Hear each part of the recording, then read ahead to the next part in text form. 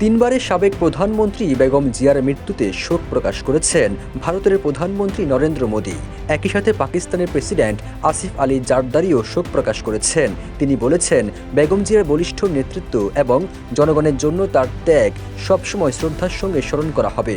একই সাথে বেগম জিয়ার আত্মার চিরশান্তি কামনা করেন তিনি।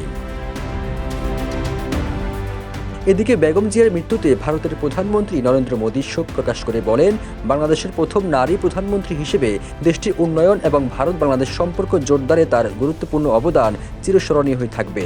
নিজের স্মৃতিচারণ করে মোদী বলেন, 2015 সালে ঢাকায় তার সঙ্গে আমার উষ্ণ সাক্ষাতের কথা স্মরণ করছি।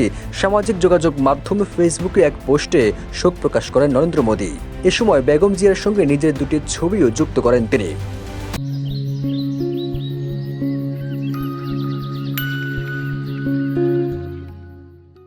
এর আগে 30 ডিসেম্বর সকাল 6টায় রাজধানী এবারকিয়ার হাসপাতালে শেষ নিঃশ্বাস ত্যাগ করেন বেগম খালেদা জিয়া। তার মৃত্যুতে সব শ্রেণী পেশার মানুষের মাঝে শোকের ছায়া নেমে আসে।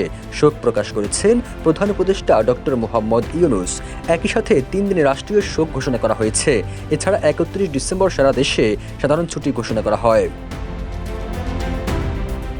বেগম জিয়ার মৃত্যুতে কাঁদলেন বিএনপির মহাসচিব মির্জা ফখরুল ইসলাম আলমগীর ও সিনিয়র যুব মহাসচিব রুহুল কবির রিজভীও। সংবাদ সম্মেলনে কান্নায় জড়িত কণ্ঠে ফখরুল বলেন, এই সংবাদটি নিয়ে আপনাদের সামনে দাঁড়াতে হবে। আমরা সেটা কখনো ভাবিনি। আমরা আশা করছিলাম তিনি আগের মতোই আবার সুস্থ হয়ে উঠবেন। বিএনপি চেয়ারপারসন দীর্ঘদিন ধরে হৃদরোগ, ডায়াবেটিস, আর্থ্রাইটিস, লিভার সিরোসিস ও কিডনি সমস্যা সহ নানা শারীরিক রোগে ভুগছিলেন। শ্বাসকষ্ট দেখা দিলে গত 23 নভেম্বর তাকে দ্রুত এবারকিয়ার হাসপাতালে ভর্তি করা হয়।